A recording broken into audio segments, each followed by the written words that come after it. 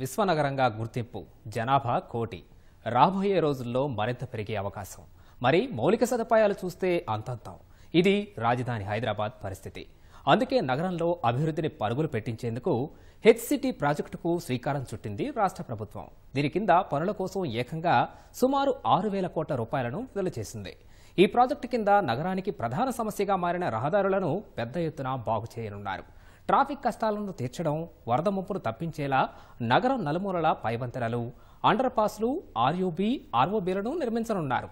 మరి HCT project అంటే ఏంటి? దీని ద్వారా హైదరాబాద్కు కలగబోయే ప్రయోజనాలేంటి?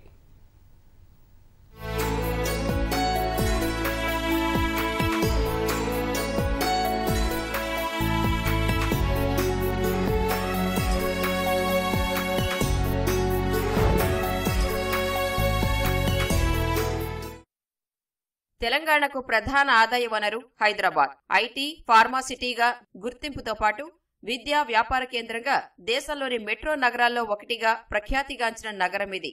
లక్షలాది మందికి ఉపాధి కల్పిస్తున్న హైదరాబాద్లో ప్రధాన సమస్య ట్రాఫిక్. పెరిగిపోయిన జనాభా, వాహనాల సంఖ్యతో నగరం నలువైపులా నిత్యం ట్రాఫిక్ కష్టాలే. ఈ కష్టాలను తీర్చేందుకు ప్రభుత్వ యంత్రాంగాలు ఎన్ని చర్యలు తీసుకున్నా వాహనంతో రోడ్డుపైకి వచ్చే నగరవాసులకు నిత్య నరకమే. అయితే ఈ కష్టాలను దూరం చేసేందుకు రాష్ట్ర ప్రభుత్వం పూనుకుంది. ఇందుకోసం గ్రేటర్ హైదరాబాద్ మున్సిపల్ కార్పొరేషన్లో Hyderabad city innovative and transformative infrastructure HCT ప్రాజెక్టుకు శ్రీకారం చుట్టింది. ఈ ప్రాజెక్టులో భాగంగా చేపట్టే రహదారుల విస్తరణ కోసం భారీగా నిధులను విడుదల చేసింది.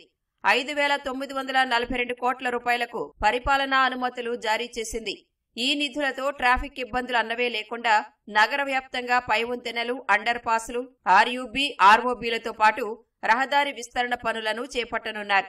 వీటి ద్వారా హైదరాబాద్ వాసుల జీవితాన్ని మరింత సులభతరం చేయనున్నారు.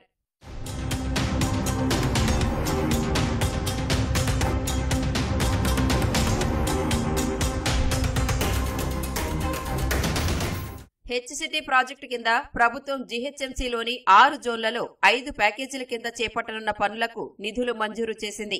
అందులో భాగంగా సికింద్రాబాద్ జోన్లోని ఏఓసీ సెంటర్ చుట్టూ ప్రత్యామ్నాయ రహదారుల నిర్మాణం కోసం అత్యధికంగా 940 కోట్ల రూపాయల నిధుల విడుదలకు రాష్ట్ర ప్రభుత్వం అనుమతి ఇచ్చింది. శేర్లింగంపల్లి జోన్లో Khajaguda, triple IT junction, Wipro జంక్షన్ల అభివృద్ధికి 837 కోట్ల రూపాయలు, మియాపూర్ ఎక్స్ రోడ్ నుంచి అల్విన్ ఎక్స్ రోడ్ వరకు 6 వరుసల ఫ్లైఓవర్, లింగంపల్లి నుంచి గచ్చిబౌలి వైపు 3 వరుసలతో అండర్ పాస్ నిర్మాణానికి 530 కోట్ల రూపాయలను విడుదల చేసింది. ఎల్బీనగర్ జోన్లో టీకేఆర్ కమాన్ నుంచి మందమల్లమ్మ చౌరస్తా వరకు 6 వరుసల ఫ్లైఓవర్ నిర్మాణానికి 416 కోట్ల రూపాయలు, ఖైరతాబాద్ జోన్ పరిధిలో రైతిబౌలి నుంచి నానల్ నగర్ జంక్షన్ వరకు మల్టీలెవెల్ ఫ్లైఓవర్ నిర్మాణానికి 398 కోట్ల రూపాయలను విడుదల చేస్తూ ప్రభుత్వం ఉత్తర్వులు జారీ చేసింది. ప్రతి ఒక్కరు కోరుకునేది ఏంటంటే, ఒక ప్లేస్ నుంచి బయలుదేరిన తర్వాత ఆ ప్లేస్లో దిగిన తర్వాత తన ఆఫీస్ పోవడానికి 2 కిలోమీటర్లు ఉంటుంది. ఆ 2 కిలోమీటర్లు ప్రయాణం మళ్ళీ ఒక దాని మీద ఆధారపడాలి. సో ఈ ఆధారపడకుండా మన ఇంటి నుంచే నేరుగా కనెక్టివిటీ, అంటే కంప్లీట్ డెస్టినేషన్ చేరుకోవడానికి ప్రభుత్వాలు కొంత ప్లాన్ చేయాలి, అంటే అనుసంధానం చేయాలి. ఇప్పుడు ఆర్టీసీకి తర్వాత మెట్రోకు అనుసంధానం చేయాలి. అదేవిధంగా ఆర్టీసీకి ప్రైవేట్ వ్యక్తుల యొక్క చాలా ఉన్నాయి, ఓలాలు, ఊబర్లు, ఇవన్నీ వీటికి అనుసంధానం చేసి, లేదంటే చిన్న చిన్న వెహికల్స్ కూడా మనం అరేంజ్ చేస్తే ట్రాఫిక్ తగ్గే అవకాశం ఉంది. నువ్వు ఎన్ని ఫ్లైఓవర్లు చేసినా, ఎన్ని నిర్మాణాలు చేసినా అంతర్గతంగా మనము కొన్ని ఈ సిస్టమ్ డెవలప్ చేసుకోకపోతే మాత్రం డిసిప్లిన్, క్రమశిక్షణ యొక్క ట్రాఫిక్ యొక్క ఇది జరుగుతూనే ఉంటుంది ఎన్ని చేసినా కూడా. ముఖ్యంగా కార్లను మనము తగ్గించుకునే పబ్లిక్ ట్రాన్స్పోర్ట్ను పెంచే అవకాశం చేస్తే ఈజీ అవుతుంది. పబ్లిక్ ట్రాన్స్పోర్ట్ మనం పెంచాలి. ఇప్పుడు చాలా వరకు చూసినప్పుడు పెద్ద పెద్ద కార్లు వేసుకుని మనిషి అందులో ఒక్కరే ఉంటారు. సో దానివల్ల ఏమవుతుంది, రోడ్ను ఆక్యుపై చేసే ప్లేస్ పెరుగుతుంది. సో అలా కాకుండా ఎవరైతే వెళ్తున్నారో అతనికి మనం ఒక మంచి సౌలభ్యాన్ని కలిగించినట్టయితే డెఫినెట్గా వెళ్తారు, దాంట్లో అనుమానమే లేదు. హెచ్సిటీలో భాగంగా 210 కోట్ల రూపాయలతో పంజాగుట్ట, నాగార్జున కూడలి నుంచి బంజారాహిల్స్ వైపు పైవంతెన, శ్మశాన వాటిక సమీపంలో అండర్ పాస్ ను నిర్మిస్తారు. 120 కోట్ల రూపాయలతో బంజారాహిల్స్ విరంచి ఆసుపత్రి నుంచి జూబ్లీహిల్స్ చెక్పోస్ట్ వరకు రహదారిని విస్తరిస్తారు. 124 కోట్ల రూపాయలతో లింగంపల్లి ఆర్యూబీ వద్ద పైవంతెనను నిర్మిస్తారు. 180 కోట్ల రూపాయలతో మూసాపేట వై జంక్షన్లో కూకట్పల్లి నుంచి మూసాపేట వైపు వెళ్లే వాహనాల కోసం 2 లైన్ల పై వంతెన, బాలానగర్ నుంచి కుకట్పల్లి వెళ్లే వాహనాలకు 2 లైన్ల అండర్ పాస్ నిర్మాణం చేపడతారు. 56 కోట్ల రూపాయలతో ఫాక్స్ సాగర్ వద్ద పైప్ లైన్ రహదారిపై స్టీల్ వంతెనను నిర్మిస్తారు.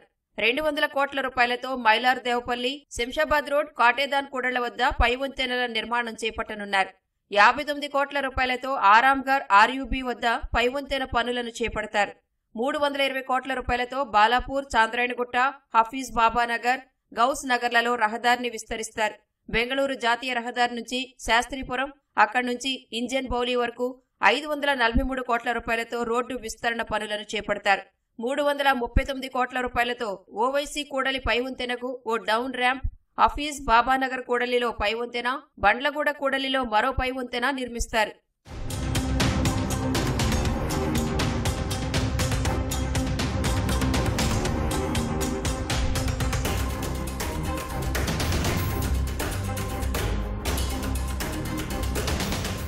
హైదరాబాద్లో ట్రాఫిక్ కష్టాల పరిష్కారంపై అనేక అధ్యయనాలు జరిగాయి. హెచ్ఎండీఏ ఆధ్వర్యంలో ట్రాఫిక్ ఇంపాక్ట్ స్టడీ జరిగింది. జీహెచ్ఎంసీ సైతం వాహన రద్దీపై కొత్త నిర్మాణాలు, ఆకాశ హార్మ్యాల ప్రభావాన్ని తెలుసుకునేందుకు ఇటీవల అధ్యయనం చేపట్టింది. రహదారి అభివృద్ధి పనులు చేపట్టాల్సిన అవసరాన్ని ఈ 2 అధ్యయనాలు స్పష్టం చేశాయనే విషయాన్ని రాష్ట్ర ప్రభుత్వానికి బల్దియా కమిషన్ తెలియజేశారు. రహదారులతో పాటు కూడళ్ల అభివృద్ధి, పాదచారులకు సౌకర్యాలు, సొరంగ మార్గాలు, వరదనీటి నియంత్రణ పనుల గురించి నివేదిక ఇచ్చారు. ఈ నేపథ్యంలో కొత్తగా చేపట్టనున్న రహదారి నిర్మాణ పనుల్లో ఈ అంశాలను కూడా పరిగణలోకి తీసుకునే అవకాశం ఉంది. కొన్ని ట్రాఫిక్ ఏరియాలో జామ్ అయ్యే ప్లేసెస్ను ఐడెంటిఫై చేసి అక్కడ కట్టడాలను తొలగింపు చేసినట్టు, అదే పాదాచారులను ఫుట్పాత్ డెవలప్ చేస్తే వాళ్ళు ఈజీగా నడుచుకుంటూ వెళ్ళడానికి అవకాశం ఉంది. మనం కొంత ఉన్నదాన్ని ఉపయోగించుకోవడానికి పెట్టుకోవాలి. నేను ఉదాహరణకు ఈ చిన్న చిన్న దూరాలకు చాలామంది వెహికల్స్ పోవాల్సిన అవసరం పోకుండా మనము వాళ్ళకు ఫుట్పాత్ కనుక డెవలప్ చేస్తే ఒక 2 కిలోమీటర్లు 3 కిలోమీటర్లుగా ఉన్నప్పుడు పర్చేజెస్ గురించి స్కూల్ పిల్లలే ఉండొచ్చు, తర్వాత ఉద్యోగులే ఉండొచ్చు, అధికారులు ఎవరైనా ఉండొచ్చు, దగ్గర స్థలాలకు ఆ ఫుట్పాత్ను దేశాల్లో, అభివృద్ధి చెందిన దేశాల్లో ఫుట్పాత్ చక్కగా డెవలప్మెంట్ చేస్తారు. ఇక్కడ కూడా ఫుట్పాత్లు ఉన్నాయి, కానీ కనెక్టివిటీ లేదు. అక్కడక్కడ గ్యాప్ వస్తూ ఉంది. అక్కడ ఒక ట్రాన్స్ఫార్మర్ ఉండడం, మళ్ళీ దిగి పైకెక్కడం, ఒక పండ్ల బండి వాడి పండ్లు అమ్ముకోవడం, ఇట్లా మనకు ఫుట్పాత్ డెవలప్మెంట్ చేయడం వల్ల దాదాపు 20% మంది మనం ట్రాన్స్పోర్టేషన్ తగ్గించిన వాళ్ళం అవుతాం. హెచ్సిటీ ప్రాజెక్టు కింద రహదారులను విస్తరించి ట్రాఫిక్ కష్టాలను తీర్చడమే కాదు, వర్షం వస్తే తలెత్తే వరద ముంపు సమస్యను కూడా చెక్ పెట్టాలని రాష్ట్ర ప్రభుత్వం భావిస్తోంది. వర్షం పడిందంటే చాలు, బయటకు రావాలంటే నగరవాసులకు వణుకే. అనేక ప్రాంతాల్లో రోడ్లు వర్షపు నీటితో నిండిపోతున్నాయి. కొన్ని చోట్ల చెరువులను తలపిస్తున్నాయి. గంటల తరబడి ట్రాఫిక్ జామ్లు ఏర్పడుతున్నాయి. ఏటా 100 కోట్ల రూపాయలు వెచ్చిస్తున్నా ముంపు ప్రాంతాలు తగ్గడం లేదు. రోడ్ల వెంట అన్ని చోట్ల వరద నాలాలు పూర్తి స్థాయిలో లేకపోవడమే ఇందుకు ప్రధాన కారణం. వర్షాలకు మూసీ నది పొంగి ప్రవహిస్తూ ఉంటే ముసారాంబాగ్, చాదర్ఘాట్, అత్తాపూర్ వంతెనలు నీట మునుగుతున్నాయి. సరైన సన్నద్ధత లేక ఇంజనీర్లు, వర్షాకాల అత్యవసర బృందాలు సమస్యను పరిష్కరించలేకపోతున్నాయి. అయితే హెచ్సిటీ ప్రాజెక్టు కింద ప్రభుత్వం వరద నివారణ, ముంపు సమస్య పరిష్కారంపై కూడా దృష్టి సారించనుంది. ఫ్లైఓవర్లు కట్టిన దగ్గర ట్రాఫిక్ క్రమబద్ధీకరణ జరిగింది. కొద్దిగా ఒక 10-15% హ్యాపీగా ఉన్నప్పటికీ దాని తర్వాత ఇంటర్నల్ మీరు ఎన్ని మెయిన్ రోడ్లు కేవలం ఫ్లైఓవర్లు వేసుకుంటూ పోతే ఈ ప్రజలకు అన్ని ఫ్లైఓవర్లే వాడరు కదా. ఇంటర్నల్ రోడ్స్ మాత్రం చాలా ఇబ్బందిగా ఉంది. ప్రతి డివిజన్కి ఒక 50 నుంచి 100 కోట్లు పెట్టి ఇంటర్నల్ రోడ్స్ కూడా దానికి సరిసమానంగా చేస్తేనే ట్రాఫిక్ క్రమబద్ధీకరణకు కరెక్ట్ దానికి ఉపయోగపడుతుందని చెప్పి క్షేత్రస్థాయిలో మేము తిరుగుతున్నాం కాబట్టి అనుభవంతో చెప్తున్నాం. ఈ ప్రధాన రహదారితో పాటు ఇంటర్నల్ రోడ్స్ కూడా వాటికి అనుసంధానం చేస్తేనే దీనికి ఏమన్నా న్యాయం జరుగుతుందని మేము అనుకుంటున్నాం. రాజధానిలో రోడ్ల పొడవు, వెడల్పునకు తగినట్లుగా వరద నీటి వ్యవస్థ అభివృద్ధి కాలేదు. రోడ్ల నిర్మాణంలో శాస్త్రీయత లోపిస్తోంది. 6 ఏళ్ల క్రితమే నగర వ్యాప్తంగా రోడ్ల స్థితిపై సర్వే చేసి నిపుణులు ఈ అంశాలను గుర్తించారు. కురిసిన వర్షమంతా వేగంగా వరద నాలాలోకి చేరుకునేలా, అక్కడి నుంచి మూసీకి పరుగు తీసేలా రోడ్ల నిర్మాణాన్ని మార్చుకోవాలని సూచిస్తూ నివేదికను రూపొందించారు. దాని అమలుకు 4,000 కోట్ల రూపాయల నుంచి 5,000 కోట్ల రూపాయలు అవసరమని నిపుణులు అంచనా వేశారు. ఆయా పనులను పూర్తి చేస్తే ప్రతి సంవత్సరం వానాకాలంలో గుంతలను పూడ్చేందుకు, రోడ్ల నిర్వహణకు 100 కోట్ల రూపాయలను వెచ్చించాల్సిన అవసరం ఉండదని ప్రభుత్వానికి సూచించారు. హెచ్సిటీ ప్రాజెక్టు నిర్మాణంలో భాగంగా ప్రభుత్వం ఆయా సూచనలను కూడా పరిగణలోకి తీసుకునే అవకాశం ఉంది. రహదారులను అభివృద్ధి చేస్తూనే సమాంతరంగా వరదనీటి కష్టాలను తీర్చేలా నిర్మాణాలను చేపట్టనుంది. హైదరాబాద్ అభివృద్ధిని ప్రతిష్టాత్మకంగా తీసుకున్న రాష్ట్ర ప్రభుత్వం బడ్జెట్లో కూడా భారీగా నిధులను కేటాయించింది. 2024-25 బడ్జెట్లో నగర అభివృద్ధికి 10,000 కోట్ల రూపాయలను కేటాయించారు.